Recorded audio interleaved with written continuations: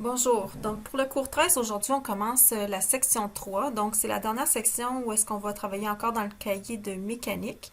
Et on va parler aujourd'hui des notions de travail et de puissance. La puissance, c'est quelque chose que vous connaissez parce qu'on le côtoie un peu dans la vie de tous les jours. Par exemple, lorsque vous utilisez un micro-ondes, tous les appareils électriques, même si quand vous les achetez, bien, par exemple, si vous achetez un séchoir, ils vont vanter que c'est un séchoir peut-être de 1200 watts. Donc, vous vous doutez qu'il va bien fonctionner. Donc, ça, c'est lié à la notion de puissance. Les unités conventionnelles du système international de la puissance, c'est les watts. J'ai quand même mis ici la figure qui représente la notion de cheval-vapeur. Ça, c'est une autre unité utilisée pour la puissance. Ça date des premiers temps où est-ce qu'on a développé les appareils à vapeur, les appareils électriques aussi. On voulait que les gens puissent comparer, par exemple, s'ils achètent un tracteur, ben, ça équivaut à combien de chevaux le tracteur. Donc, on a développé l'unité alors des chevaux vapeur ou horsepower en anglais.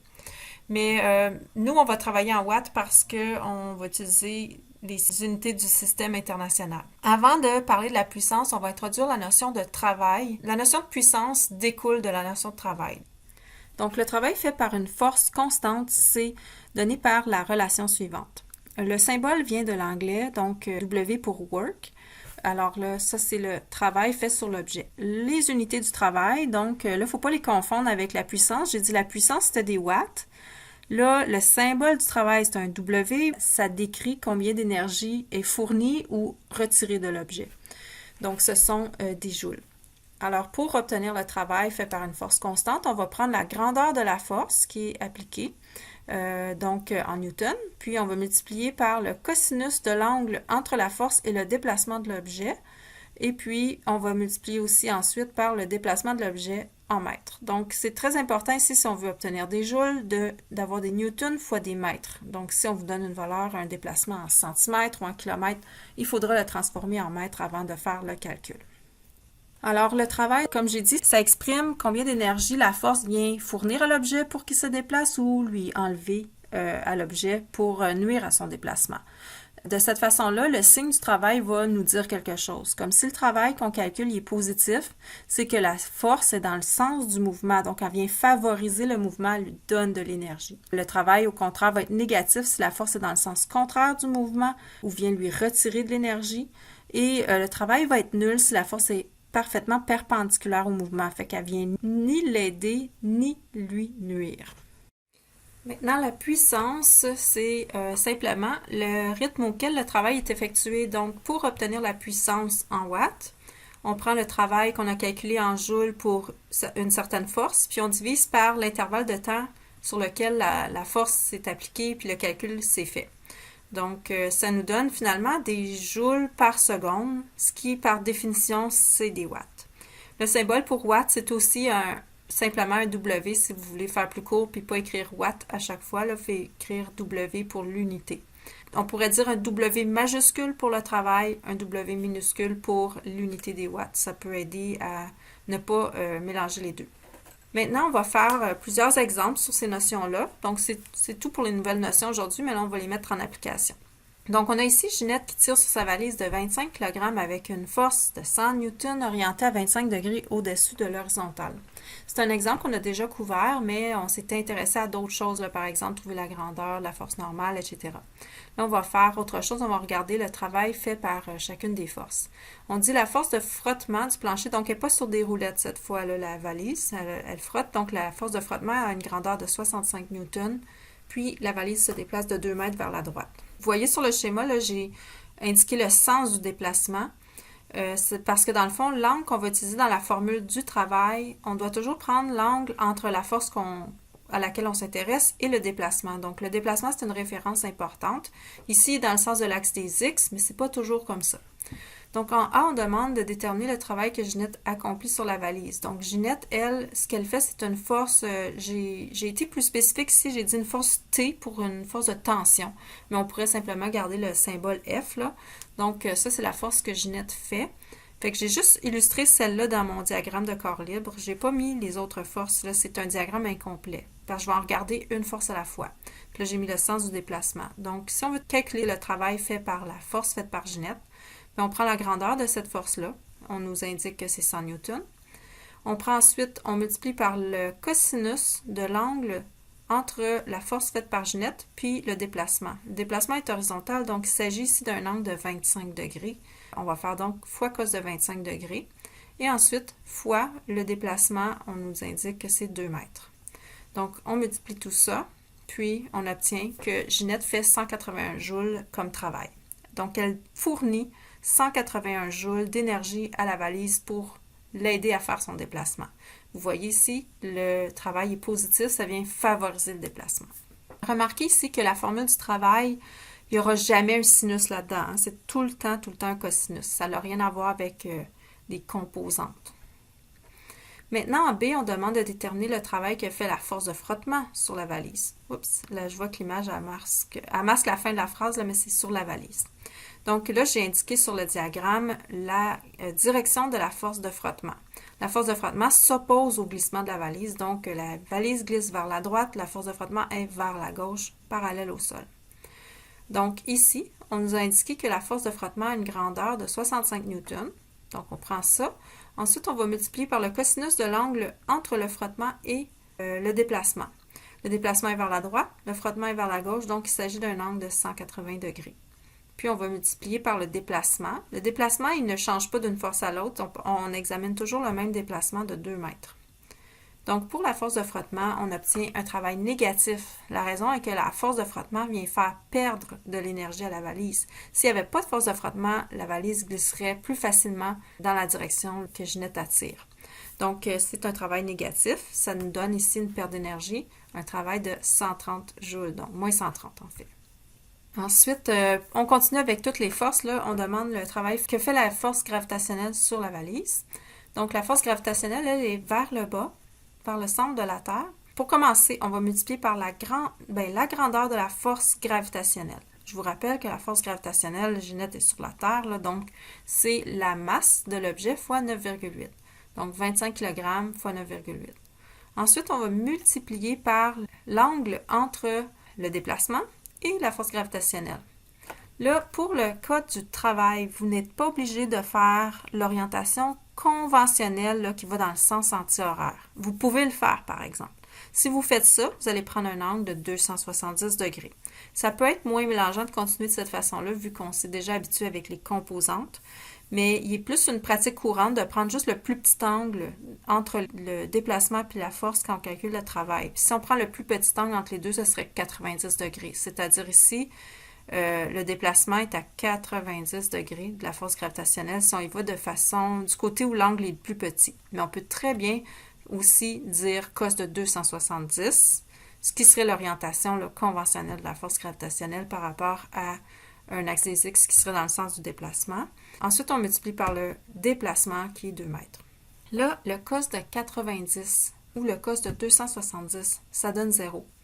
Donc, en fait, ici, techniquement, si on avait juste observé le fait que la force gravitationnelle est perpendiculaire à notre déplacement, on aurait pu tout de suite dire que c'est 0 le travail. Parce que, vous voyez ici que la force gravitationnelle, elle ne penche pas dans la direction du déplacement, elle ne penche pas dans la direction contraire au déplacement, fait qu'elle vient ni aider ni nuire. Elle ne fait pas de travail. Sachant ça, on va un peu exploiter ça pour le dernier travail qu'on va calculer, qui est celui de la force normale. La force normale, elle, agit perpendiculairement au sol, mais vers le haut pour empêcher la boîte de tomber à travers le sol. Mais ça aussi, c'est une force qui est perpendiculaire au déplacement. Son orientation, là, c'est 90 degrés. Donc, là, ce que je vais faire, c'est qu'on va simplement écrire ici que faudrait prendre la grandeur de la force normale, mais on ne l'a pas, là, la grandeur de la force normale, puis on ne veut pas perdre du temps à la calculer parce que on va ensuite multiplier ça par le cos de 90 degrés, puis ça fait 0, puis on va multiplier par 2. Donc, le travail fait par la force normale est 0 aussi. Puis, comme j'ai dit, simplement en observant que la force normale est perpendiculaire au déplacement, on aurait pu dire travail égale 0 parce que c'est une force perpendiculaire au déplacement. Donc, ça, c'est un premier exemple. Maintenant, on va aller faire un exemple où est-ce que les forces sont un petit peu moins alignées. Disons, là, on a Jean-Maurice ici qui fait une force horizontale. L'horizontale, là, c'est invariable. Hein? Ça veut dire que ça demeure horizontal par rapport au sol, là. Un sol qui serait plat. Donc ici, c'est vraiment comme, ça ne suit pas la rampe, là, OK? Donc une force horizontale de 200 newtons, excusez, et sur une charge de 25 kg. La charge, c'est un terme pour dire qu'on essaie de déplacer quelque chose qui est pesant. Donc le frottement est négligeable ici, parce que c'est sur des roues. On veut dire qu'il n'y a pas de résistance, là, ça roule très bien. Donc on a la charge qui fait un déplacement de 3 mètres vers le sommet de la rampe. Donc, le déplacement ici, lui, il est parallèle au sommet de la rampe. C'est ce que j'ai indiqué ici par la flèche verte. Puis, on voit sur le schéma aussi que la rampe est inclinée à 35 degrés. On demande en premier le travail effectué par Jean-Maurice, donc par la force F ici. Alors, la force F, bien, sa grandeur, c'est 200. Maintenant, on doit aller chercher l'angle entre la force que fait Jean-Maurice, puis le déplacement. Le déplacement, lui, suit l'inclinaison de la rampe.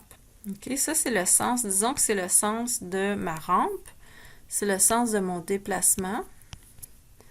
Bien, voyez-vous ici que la force F est horizontale, donc ça c'est parallèle au sol ici. Dans le fond, je pourrais dire que ma force F est orientée tout comme le sol en dessous de la rampe. Puis là, j'ai le déplacement qui suit la rampe. Fait que cet angle-là ici, entre les deux, c'est le même angle qu'on retrouve entre la rampe et le sol. Ça, c'est parce que le haut de mon angle est parallèle au haut de l'angle qui est en bas du schéma. Puis le bas de mon angle est parallèle aussi au bas de l'angle. Donc, c'est le même angle, 35 degrés. Fait que vous voyez ici, on va mettre ici que notre angle entre notre force qui nous intéresse ici pour calculer le travail, puis le déplacement, c'est 35 degrés. Puis là, après ça, on multiplie par le 3 mètres qui est le déplacement. Fait qu'on obtient que Jean-Maurice fait un 491 joules. On s'assure que c'est positif parce que lui, il vient causer le mouvement. Donc, c'est sûr qu'il vient en aide pour que ça bouge. Donc, ça devrait être un travail positif. Après, on demande le travail fait par la force gravitationnelle sur la charge. La force gravitationnelle, elle est verticale, toujours vers le bas, le centre de la Terre. Puis, là, on va s'intéresser à calculer le travail. Premièrement, on peut dire la grandeur de la force gravitationnelle, bien, ça va être la masse des boîtes, là, de la charge 25 kg x 9,8. Ça, c'est la première partie ici, dans mon calcul. Puis, ça correspond à notre grandeur de force. C'est ce morceau-là. Maintenant, on va faire fois le cos de l'angle entre la force gravitationnelle et le déplacement. Là, vous voyez, c'est indiqué 125 degrés. Bon, ça sort de où, ce 125 degrés-là? C'est ce que je vais expliquer. Mettons que je trace un repère cartésien ici. Mon delta x, c'est le sens du x. Puis, j'ai le y qui est perpendiculaire au x. Donc, x suit le plan incliné. Mais là, c'est comme, ça ressemble à des exemples qu'on a déjà fait. J'imagine une droite horizontale qui relie la force gravitationnelle à mon axe des x négatif ici. Bien, je sais que ça, c'est l'angle entre l'horizontale et la pente, c'est 35 degrés. Donc, j'ai 35 degrés ici. Puis, la force gravitationnelle, je sais qu'elle est perpendiculaire à l'horizontale puisqu'elle est verticale. Fait que ça me permet d'aller calculer l'angle au sommet de ce triangle-là. Donc, je vais faire 180 moins 90 moins 35, ce qui fait 55 degrés ici. Je peux dire, je vais prendre l'angle sens anti-horaire à partir du déplacement jusqu'à la force gravitationnelle. Ça serait l'orientation que vous êtes habitué de calculer. Fait que je pourrais dire si l'angle, ça serait 180 degrés plus le 55. Ça marcherait. C'est pas ce que j'ai écrit par contre dans l'énoncé, dans la solution. Mais vous pourriez mettre cos de 235. Ce que j'ai fait plus tôt, ici, c'est que je suis allée calculer l'angle de l'autre côté. Je suis allée calculer l'angle le plus petit, là, le plus direct, entre l'axe le déplacement, puis la force gravitationnelle. Comment j'ai fait ça? Bien, je savais ici qu'entre l'axe des x négatifs et l'axe des y, c'est 90 degrés. Là, j'ai 55 degrés de l'axe des x négatifs à ma force gravitationnelle. Fait que qu'est-ce qu'il y a de l'autre côté ici? Si je fais 90 moins 55, j'ai 35 degrés, comme ceci. Donc là, j'ai fait 35 plus le 90 qui est là. Alors ça, c'est l'autre façon là, de procéder. Θ égale donc 35 plus 90. Et ça fait le 125 degrés qu'on retrouve, que j'ai mis dans le calcul. Comme j'ai dit, vous pourriez aussi faire cos de 235.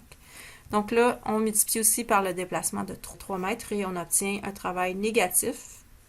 Là, si on regarde le sens de la force gravitationnelle, c'est logique parce que la force gravitationnelle penche du côté contraire à notre sens de déplacement. Donc, c'est moins 422 joules le travail qui est fait. Finalement, on demande ensuite de calculer le travail fait par la force normale dans le cas. Donc là, ça serait plus complexe là, ici d'aller calculer la force normale parce que faudrait vraiment aller faire ici un système d'axe qui est incliné. Oups. Puis aller considérer c'est quoi l'orientation de la force gravitationnelle, malgré que là, on l'a quand même déjà fait. Mais bref, là où je veux en venir, c'est que c'est pas vraiment utile de faire ça. Puis en fait, ça serait compliqué parce que là, on a aussi la force de... Si je mets sur le système d'axe la force faite par Jean Maurice, elle aussi, elle a une composante verticale. Elle viendrait comme augmenter la valeur de la force normale. Mais là où je veux en venir, c'est qu'on n'a pas besoin de la grandeur de la force normale pour répondre à la question. Parce que si on observe, là, elle est perpendiculaire à la surface de la rampe. Puis la rampe, c'est la direction de notre déplacement. Fait qu'elle est perpendiculaire au déplacement. Donc, comme tantôt, je vais juste laisser un symbole ici pour force normale.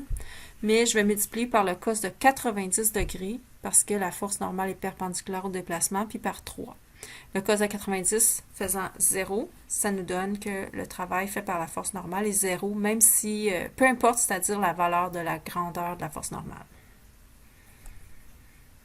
Donc, voici les numéros qui sont à faire aujourd'hui. Alors, vous allez commencer par faire une lecture sur le travail, ensuite quelques numéros. Le 8, il est facultatif, vous n'êtes pas obligé de le faire. Puis ensuite une lecture sur la puissance, puis des exercices sur la puissance combinés un peu avec le travail aussi. Donc les réponses apparaissent ici après. J'ai fait plusieurs démarches, là, une démonstration un peu des étapes. Mais si vous avez des questions sur les autres ou est-ce qu'il n'y a pas d'informations, je vais bien sûr répondre à vos questions lors de la prochaine période de récupération ou vous m'envoyez un milieu. J'ai mis un peu des figures aussi pour aider à voir la direction, là, les angles entre force et déplacement. Voilà.